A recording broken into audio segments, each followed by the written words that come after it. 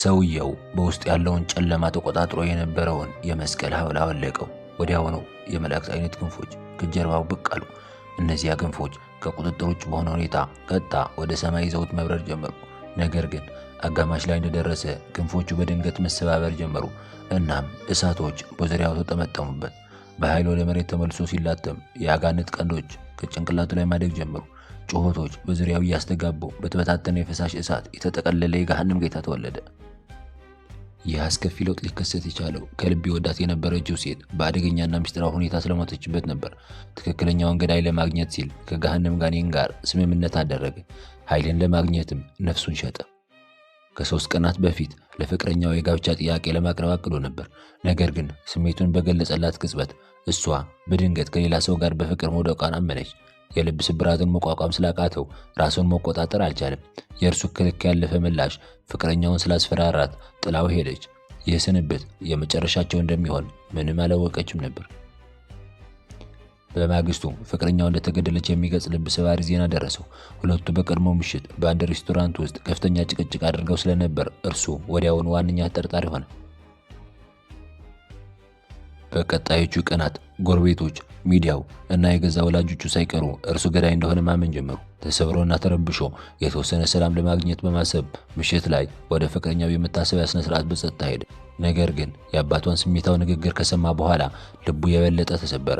ሁሉም ሰው ከሄደ በኋላ በንዴት በመገንፈል አንድን ሐውልት በእርግጫ መታ። በዙሪያው ያለውንም ሁሉም ሰባበረ። ሳያውቀው ከገሃነም የመጣን አደገኛ ኃይል ቀሰቀሰ። በማግስቱ ጠዋት ሲነቃ ከጭንቅላቱ ላይ የአጋንንት ቀንዶች እያደጉ እንደሆነ ተመለከተ። በሚገርም ሁኔታ በዙሪያው ያሉ ሰዎች ይህንን ሲያዩ የተገረሙ አይመስልም ነበር። የበለጠ የሚረብሸው ደግሞ ማንም ሰው ወደ እርሱ በተጠጋ ቁጥር የተደበቀ ሐሳባቸውን ሳያስቡት በድምፅ ይናገሩ ነበር። ማንኛውም ሰው ከነካ ምን እያሰቡ እንዳለ እንኳን ማየት ይችል ነበር። በዚያን ጊዜ ግን እሱ የሚፈልገው ብቸኛ ነገር ዶክተር ቀንዶቹን እንዲያስወግድለት ብቻ ነበር። እነዚህ ከተፈጥሮ በላይ የሆኑ ችሎታዎች በመጨረሻ ወደ ፍቅረኛው ገዳይ እንደሚመሩት ምንም አላወቀም ነበር። በማግስቱ ኢግናሽስ እንግዳ የሆኑ ቀንዶች ለማስወገድ ወደ አንድ ዶክተር ሄደ። በሚያስገርም ሁኔታ ዶክተሯ ምንም የተደናገጠች አይመስልም ነበር። ከዚህ ይልቅ የሚሞላውን ፎርም በእርጋታ ሰጠችው። እየጠበቀ ሳለ ኢግናሽስ አንዲት ሴትና ትንሿ ልጅ በአቅራቢያው ተቀምጠው አስተዋለ። ትንሿ ልጅ በከፍተኛ ድምፅ እየጮኸች ሁሉንም ሰው ትረብሽ ነበር። በሁኔታዋ የተበሳጨችው ሴትየዋ ልጇን በእርግጫ መምታት እንዳሰኛት አጉረመረመች። እሷን ሳታውቀው የኢግናሽስ ቀንዶች ሰዎች የተደበቀ ሐሳባቸውን እንዲያወጡ እያስገደዳቸው ነበር። የወረቀት ስራውን ከጨረሰ በኋላ ኢግናሽስ ለእንግዳ ተቀባይዋ ሰጣት። እሷም ጫጫታ ፈጣሪ ሴትና ልጇ ወደ ውጭ እንዲወጡ ይፈልግ እንደሆነ በትህትና ጠየቀችው።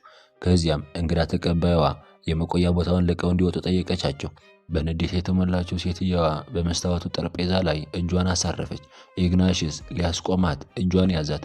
በነካት ቅጽበትም በሚስጥር ከሌላ ሰው ጋር ውሽምና እያደረገች እንደሆነ አየ። አፍራና ተናዳ እጇን መንጭቃ በማውጣት በንዴት ወጥታ ሄደች። ሲሄዱ ትንሿ ልጅ እናቷን እንደምጠላትና አልጋዋ ላይ ሆና እንድትቃጠል እንደምትመኝ እየጮኸች ተናገረች። ከጥቂት ጊዜ በኋላ ኢግናሽስ ከዶክተሯ ጋር ተገናኘ። እንደ ሌላው ሰው ሁሉ እሷም ቀንዶቹ ሙሉ በሙሉ የተለመዱ ነገሮች እንደሆነ አድርጋ ቆጠረችው። እርሱ ግን ወዲያውኑ እንዲወገዱ አጥብቆ ጠየቀ። ለቀዶ ጥገና ተዘጋጀች። አደንዘዣ ሰጠችው። እሱም ራሱን ሳተ።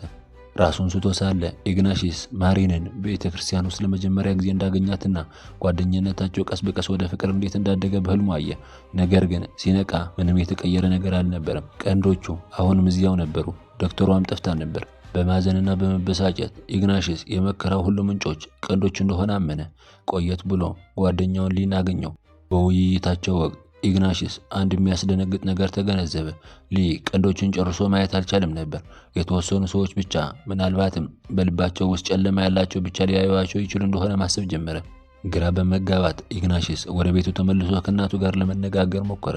እሱን ከማጽናናት ይልቅ ባልተወለደ ኖሮ ብላ እንደምትመኝ በጭካኔ ተናገረችው። ክፉኛ በመጉዳት ድጋፍ ለማግኘት ተስፋ በማድረግ ወደ አባቱ ዞረ። ከዚህ ይልቅ አባቱ ማሪንን በመግደል ከሰሰው። ኢግናሽስ በከፍተኛ ጭንቀት ክሱን አስተባባለ። አባቱ እንዴት እንዲህ ያለውን ነገር ሊያምን እንደቻለ ጠየቀው። በመቀጠልም አባቱ በኢግናሽስ ላይ የሚቀርብ ማንኛውም ማስረጃ እንዲጠፋ በማሰብ ጉዳዩን ሲመረመር የነበረውን የፎረንሲክ ላብራቶሪ እንዳቃጠለው አመነ። ምስጋና ከመሰማት ይልቅ አባቱ ንጽህናውን ሊያረጋግጥ የሚችለውን ወሳኝ ማስረጃ ጥፍቶት ሊሆን እንደሚችል በመገንዘብ ኢግናሽስ በንዴት ፈነዳ። በንዴት ወጥቶ በመሄድ ለሊ ደወለለት። ሁሉንም ነገር ነገረው። በጎዳናዎች ላይ እየተራመደ ሳለ ጋዜጠኞች ስለ ግድያ ጉዳይ አስተያየት እንዲሰጥ እያሳደዱት ነበር። ከእነርሱ ለማምለጥ አንዲት ጓደኛው በአስተናጋጅነት ሰርታበት ወደ መታወቀው የምሽት ክበብ ገባ። ውስጥ ቀንዶቹ እንደገና የተደበቁ እውነታዎችን አጋለጡ። የክበቡ ባለቤት የኢንሹራንስ ገንዘብ ለመሰብሰብ ሲል ህንፃው ቢቃጠል እንደሚመኝ በቀላሉ አመነ። ኢግናሽስ ኃይሉን በመጠቀም ማሪን ስለተገደለችበት ሁኔታ የሚያውቁት ነገር ካለ ሁሉንም ሰው ጠየቀ። አንድ ሰው የአክስቱ ልጅ ለፖሊስ እንደሚሰራና ስለ አንድ አዲስ ምስክር እንደሰማ ገለጸ። ይህችም ምስክር በዚያች ምሽት ኢግናሽስ ማሪንን ከሬስቶራንቱ እየጎተተ እንዳወጣት የተናገረች አስተናጋጅ ነበረች። ኢግናሽስ ማን በውሸት እንደመሰከረችበት ወዲያውኑ ተገነዘበ። በሚገርም ሁኔታ የክሱን ምንጭ ማግኘቱ የተወሰነ ሰላም ፈጠረለት። ቆየት ብሎ መኪና ውስጥ ብቻውን ተቀምጦ ኢግናሽስ ለማሪን ሊሰጣት አስቦ የነበረውን የጋብቻ ቀለበት ተመለከተ። ህመም የሚሰጡ ትዝታዎች ወደ አይምሮ መጡ። በሞተችበት ምሽት የጋብቻ ጥያቄ ሲያቀርብ እንዲመሰክሩ ሊንና ወንድሙን በሚስጥር ጋብዟቸው ነበር። ጥያቄውን ከማቅረቡ በፊት ማሪን ግንኙነታቸው የሚዘልቅ ስለማይመስላት መለያየት እንዳለባቸው ባልታሰበ ሁኔታ ነገረችው። ልቡ የተሰበረው ኢግናሽስ ሕፃናት ሳሉ አንድ ቀን እንደሚጋቡ የተጋቡትን ቃል ኪዳን አስታወሳት። መቋቋም ስላቃተው በንዴት ጥሏት ወጣ። በማግስቱ ጠዋት ፖሊሶች ማሪን መገደሏንና እሱ ዋነኛው ተጠርጣሪ መሆኑን አሳወቁት።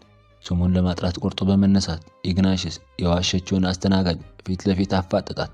ጫና ሲበዛባት ታሪኩን የፈጠረችው የሚዲያ ትኩረት ለማግኘት ብቻ እንደሆነ አመነች።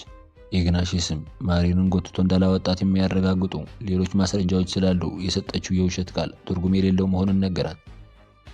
ከጥቂት ጊዜ በኋላ የኢግናሽስ ወንድም ሌላ የሚያስደነግጥ እውነት ተናገረ። በዚያም ምሽት ማሪንን በመኪና ወደ ቤት የወሰዳት እሱ እንደነበር አመነ። በንዴት የተሞላው ኢግናሽስ ይህን መረጃ ከፖሊስ ለምን እንደደበቀው በመጠየቅ ጥቃት ሰነዘረበት።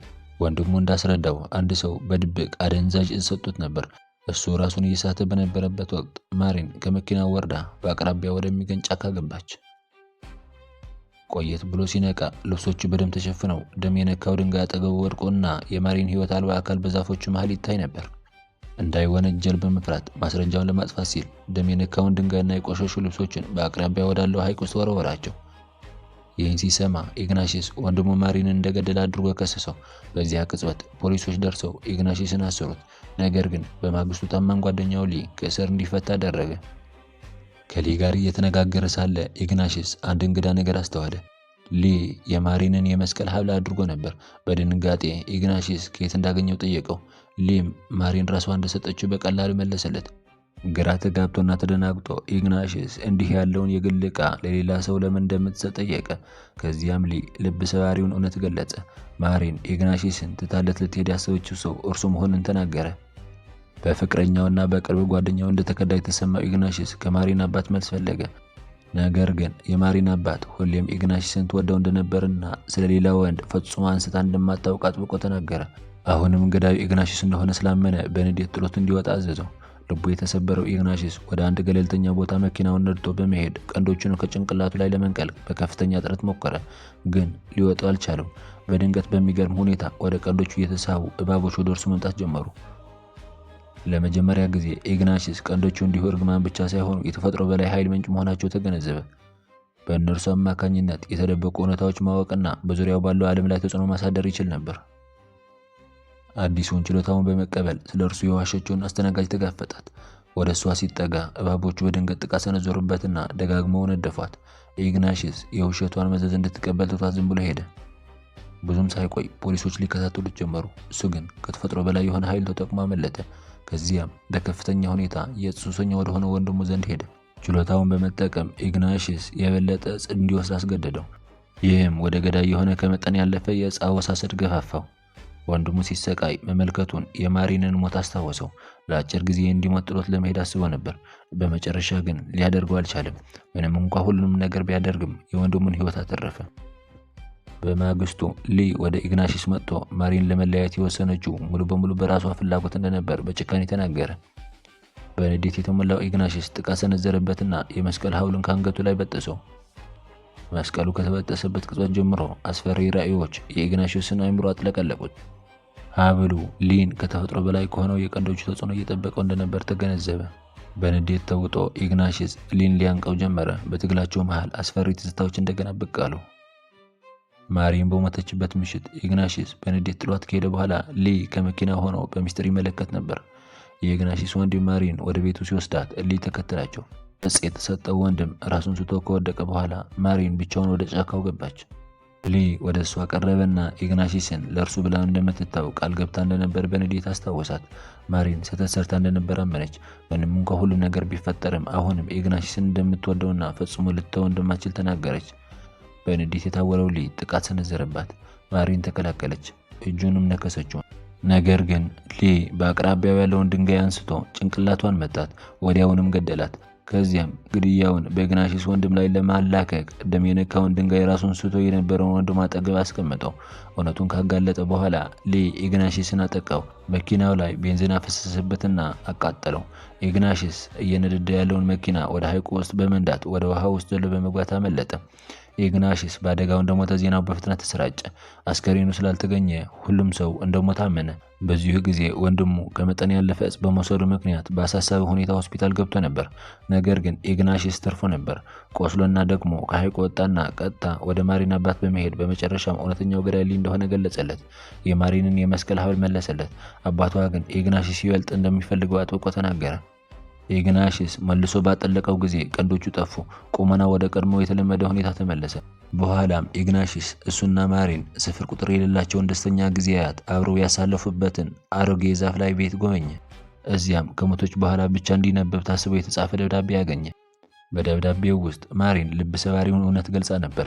ሊድን የማይችል የካንሰር በሽታ እንዳለባት ታውቅባት ስለነበር የቀራት ጊዜ አጭር እንደሆነ አውቃ ነበር። ኢግናሺስ ለምትሞት ሴት እንክብካቤ በማድረግ የራሱን የወደፊት ሕይወት እንዲሰዋ ስላልፈለገች ምንም እንኳን አሁንም ከልብ ብትወደውም ሆን ብላ ከሷ እንዲርቅ አድርገው ነበር። ደብዳቤውን ሲያነብ ኢግናሺስ ግንኙነታቸው ለምን እንዳቋረጠት በመጨረሻው ተረዳ። እውነተኛውን ገዳይ ለፍርድ ለማቅረብ ቆርጦ በመነሳት ኢግናሺስ ለማሪን ግድያ ተጠያቂው ሊ መሆኑን ለወንድሙ ነገረው። ወንድሙ ሊረዳው አጥብቆ ጠየቀ። ሊ የማስታወስ ችሎታውን በከፊል አጥቶ ስለነበር ኢግናሺስ ማሪን ወደ ሞተችበት ጫካ መልሶ አታለው ወሰደው። እዚያም እውነታውን አጋፈጠው። ሊ ሁሉንም ነገር አስተባበለ። ነገር ግን ኢግናሺስ ሌላ ውሸት ለማመን ፈቃደኛ አልነበረም። ብዙም ሳይቆይ ፖሊስና የኢግናሺስ ወንድም ደረሱ። ኃይለኛ ግጭትም ተፈጠረ። በሁከቱ መሃል የኢግናሺስ እግር ተጎዳ። እንዲሁም አንድ የፖሊስ መኮንን በአጋጣሚ ተገደለ። በትግሉ ወቅት መስቀሉን ለማውለቅ በመገደዱ የኢግናሺስ ቀንዶች ወዲያውኑ ተመለሱ። እሱንም ወደ አስፈሪ አጋንንታዊ ፍጡር ቀየሩት። ሊ ተደናግጦ በርካታ ጥይቶችን ተኮሰ። ነገር ግን ጥይቶቹ ምንም ውጤት አላመጡም። ኢግናሺስ ቀንዶቹ የሊ ሆድ ውስጥ በመሰካት ብቀላውን አደረገ። ከዚያም የበለጠ የሚያስፈራ ነገር ተፈጠረ። አንድ እባብ ወደ ሊ ቁስል ውስጥ ሲሾልክ፣ ሌላኛው ከውጭ ሆኖ ይቆጣጠረው ነበር። ፍጡሩ በሰውነቱ ውስጥ እየተሳበ ወንጀሉን በመቅጣት በመጨረሻ እስኪሞት ድረስ አሰቃየው። ኢግናሺስ የመስቀል ሐውልን መልሶ የማጥለቅ እድል አላገኘም። ቀስ በቀስ በወንድሙ አይን ፊት ሰውነቱ ወደ ድንጋይነት መቀየር ጀመረ። በቅጽበት ውስጥ ሕይወት የሌለው ሐውልት ሆነ። በታሪኩ የመጨረሻ ጊዜያት ኢግናሺስ ከማሪን ጋር በሰላምና በደስታ እንደገና ሲገናኝ ይታያል። ፊልማችንንም በዚህ ያበቃል።